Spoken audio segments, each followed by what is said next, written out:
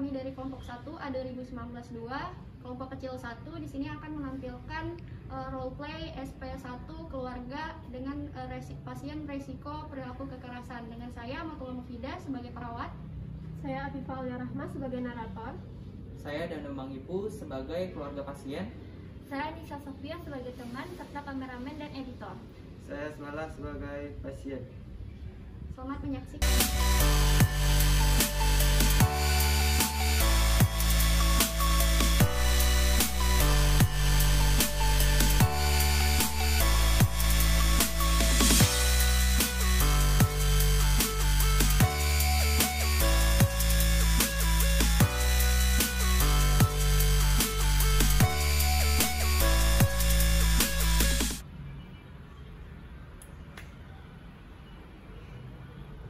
Gimana nih kabarnya? Ya biasa aja nih, kemarin baru keluar juga nih dari rumah sakit ya kan. Bagus. Kalau untuk pekerjaan gimana? Aman? Loh kok tiba-tiba nanya pekerjaan gue nih? Kan kamu tahu pekerjaan aku belum dapat lagi. Bukan gitu maksudnya. Apa nih nggak suka kalau ditanya pekerjaan gini? Ini bukan masuk minggu. Jadi maksud mana? Apa Pak? Jangan kayak gitu. Dia nih nanya-nanya pekerjaan bu. Bukan gitu maksud saya, Pak. Tuan Hasballah berusia 26 tahun dibawa ke rumah sakit jiwa pada tanggal 4 Desember 2021. Dibawa oleh keluarganya karena sudah 1 minggu di rumah.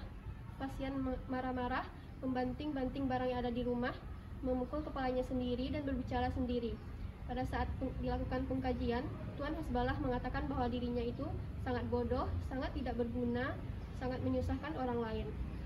Keluarga juga mengatakan bahwa Tuan Hasballah sering menyendiri di kamarnya dan tidak mau berinteraksi dengan orang lain. Hal ini terjadi setelah Tuan Hasballah dinyatakan tidak diterima bekerja pada perusahaan yang sangat ia inginkan dan cita-citakan.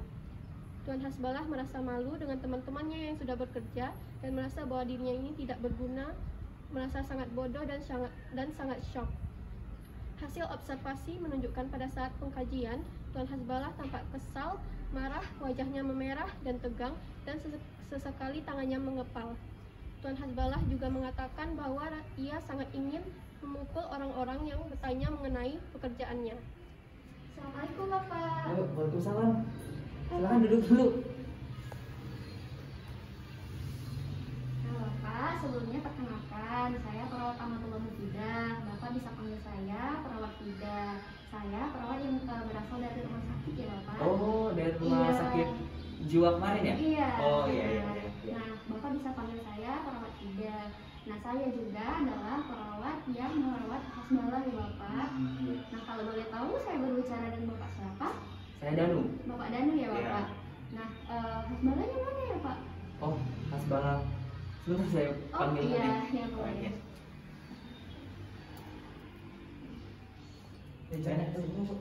Oh iya. Sini ya.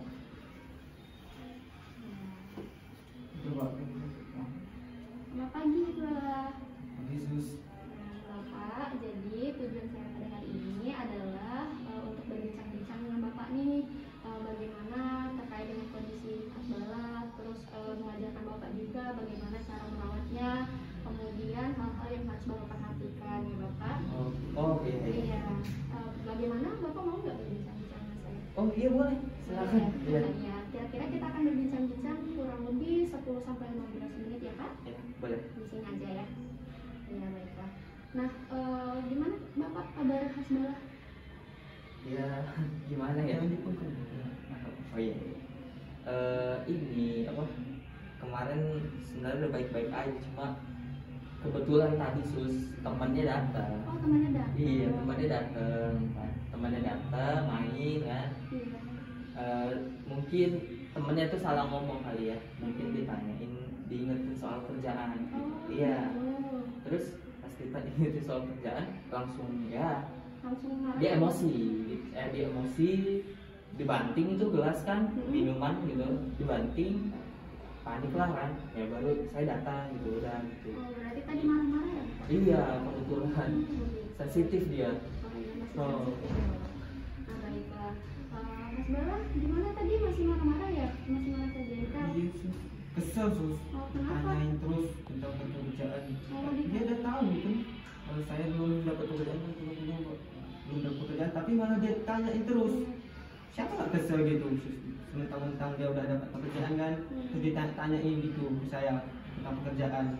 Oh, jadi begitu. Berarti Bala masih ada rasa ingin marah terus ingin sama orang lain ya?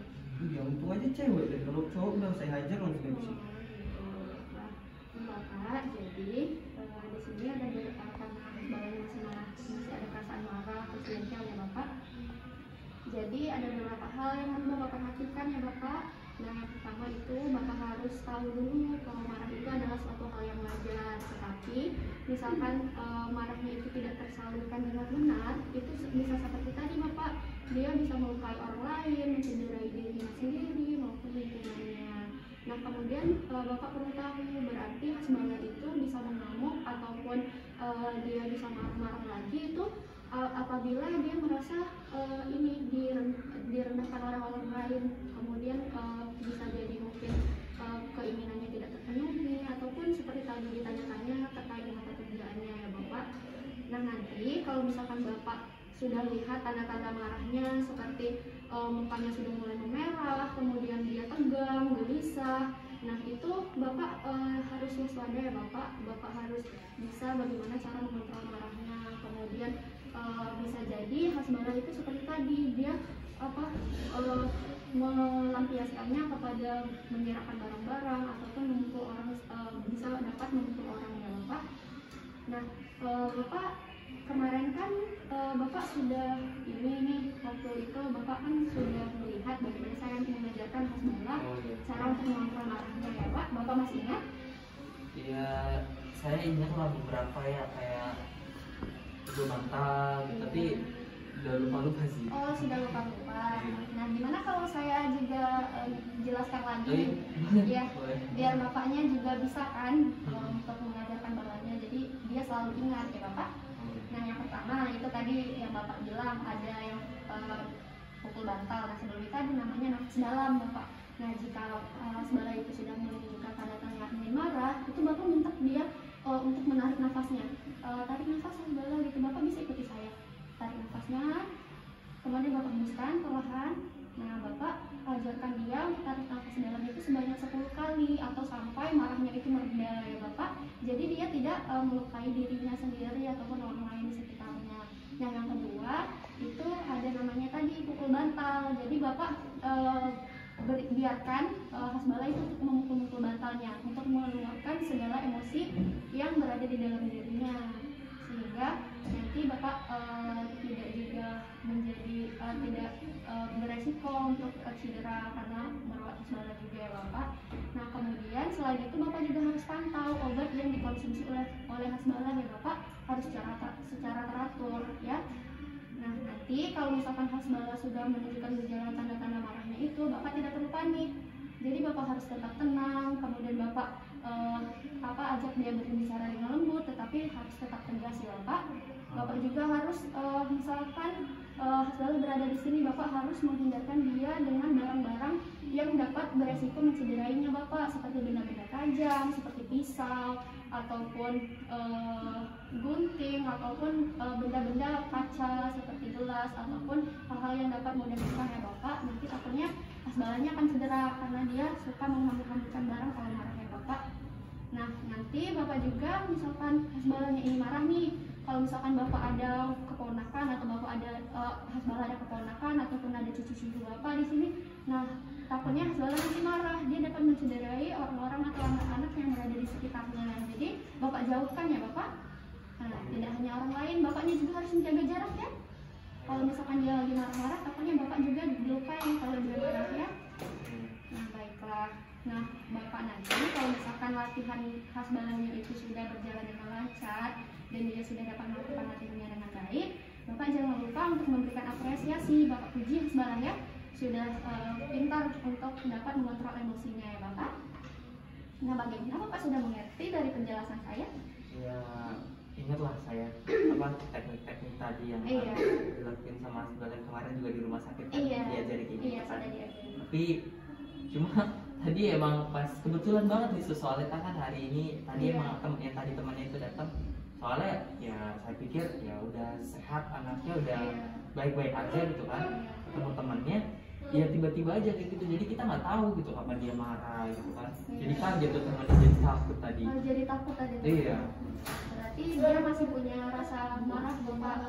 Jadi di dalam dirinya itu masih ada rasa jengkel, ya marah itu masih ada. Nah jadi bapak harus tetap tenang. Misalkan dia marah seperti tadi ya, terus bapak ajarkan dia untuk tarik nafasnya gitu kan.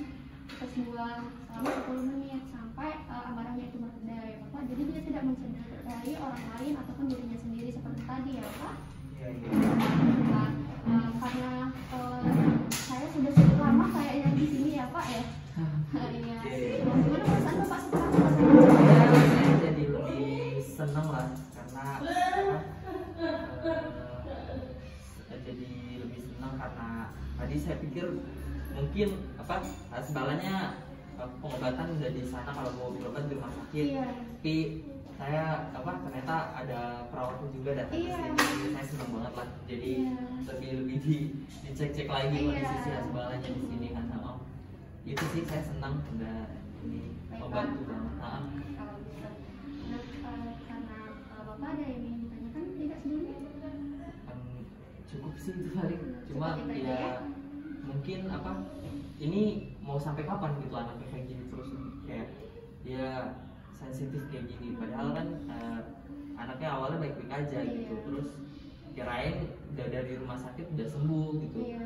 Ini apa bisa nanti balik lagi kayak normal lagi sus gitu. Jadi bahwa itu kan masih ada resiko untuk perilaku kekerasan ya bapak. Nah jadi dia tadi seperti tadi masih ada rasa marahnya walaupun bisa mereda, tetapi itu bisa memicu kembali atau bisa marah-marah lagi atau bisa melakukan perilaku kekerasan lagi apabila tadi ada faktor-faktor yang mendorong dia untuk marah-marah seperti tadi dan yang terkait dengan pekerjaannya yang dia tidak suka. Nah jadi hal-hal seperti itu perlu dihindari dulu ya bapak. Kemudian bapak juga harus memberi dia motivasi untuk selalu semangat ya bapak, bahwasanya masih ada bapak, terus dia juga masih bisa punya kesempatan lain untuk bisa memperoleh pekerjaan begitu bapak.